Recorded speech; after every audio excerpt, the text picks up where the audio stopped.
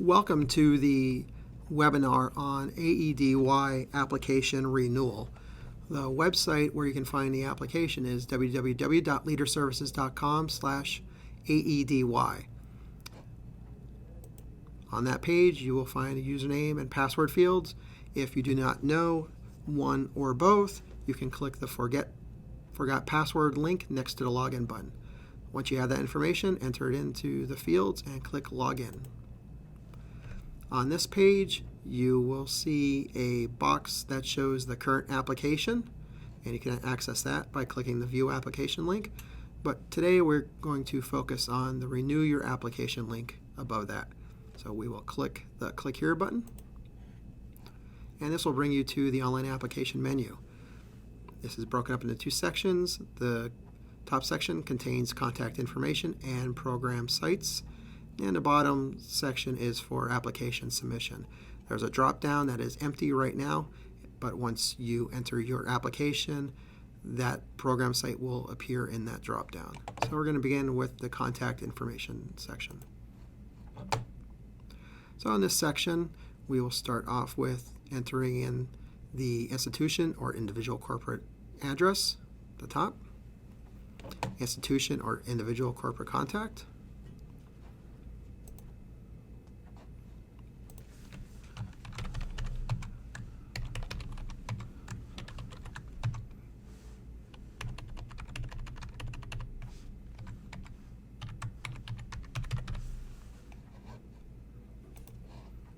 and a website if there is one,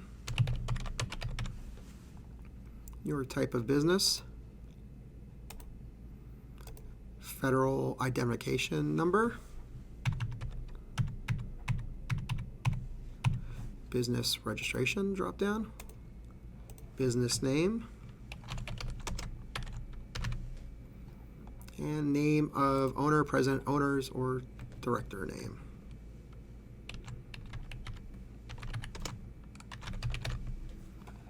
Next is the primary contact information. This is a required field.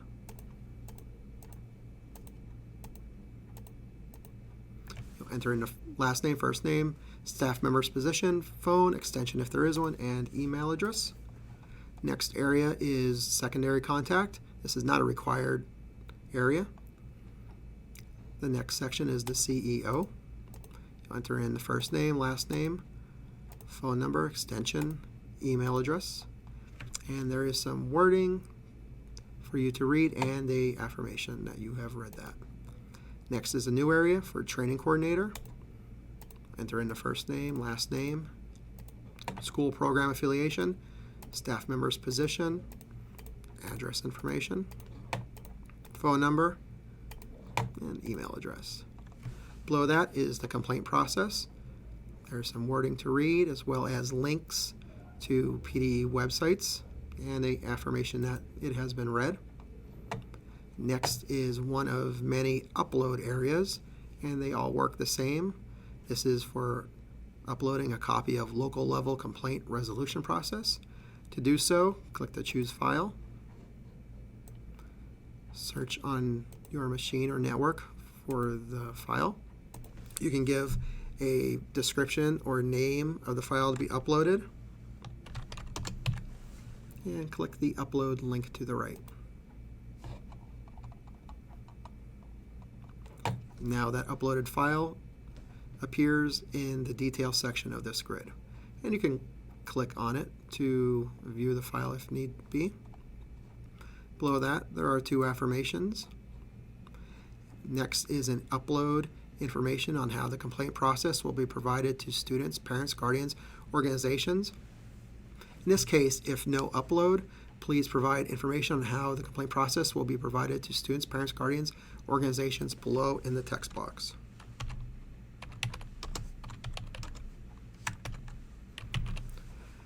Next is English learners. There is a link here to a PDE website. By clicking the link, it will open in a new tab. And here is a checkbox affirming you have read the above wording, and clicking yes if the program serves EL students, or no if the program does not serve EL students. Below that, you can upload EL service plan.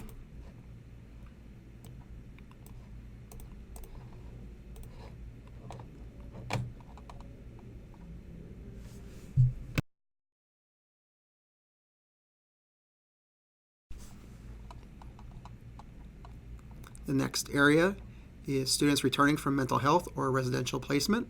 There's an affirmation for that. Below that is the special education area. There are 2 links to a patent website for manifestation determination and some checkboxes affirming you have read all the text. Down the bottom of the screen there is a quick save button which will allow you to save this page and stay here, a save and return to the index, and a save to go to the next section. I want to point out now on the left side there is a flyout menu that you can pin or hide. That takes you just different areas of the website. Below is a session timer that will count down to 2 minutes, and at 2 minutes a warning message will appear letting you know that you have 2 minutes until the website logs you out. So if you are going to leave your desk for a extended period of time, please make sure that you save your information or it would be lost. By clicking any link or button, the timer does refresh. Below that in the footer, there is an email address, ra-ed@pa.gov for content support, and an address, aedy@leaderservices.com for technical support. So we are going on to the next section, which is program sites. So here is a link or a button that you will click to add your program information. So you'll add address, city, zip, what grades you provide services, program capacity, program contact,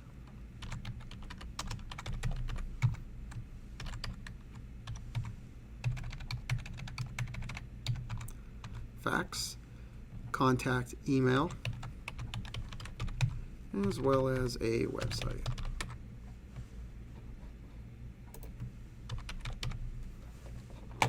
And we'll save that site information. And now we are going to edit the application details. On the left, the flyout is still there on this screen as well.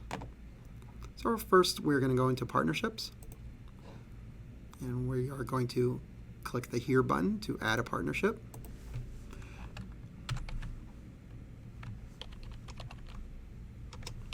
There's 2 fields, partner and services offered.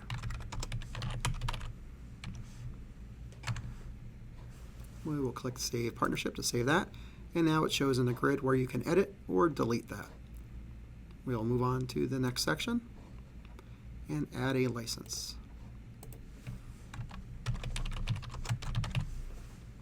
And we'll save that information.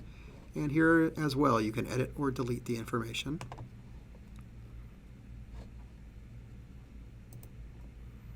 And we'll go to the next section using the flyout menu, which is Program Design. And I want to point out that you do not have to work on the sections from the top to the bottom. You can move around to any area that you would like to work on. If 2 or more people are working on the application, just remember that if you are working on the same section, that the last person that clicks Save is the information that gets saved into the database. So you want to make sure you're working on different sections if you're working at the same time in the application. The program design section starts off with limited expectations. There is a request for exception. There's a yes or a no. Say yes. You can explain in detail the rationale for the request below. There's an affirmation. Your operation hours.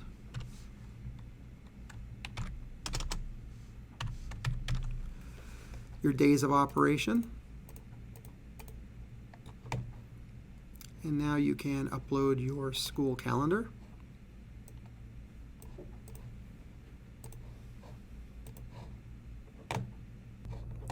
You will upload school calendar.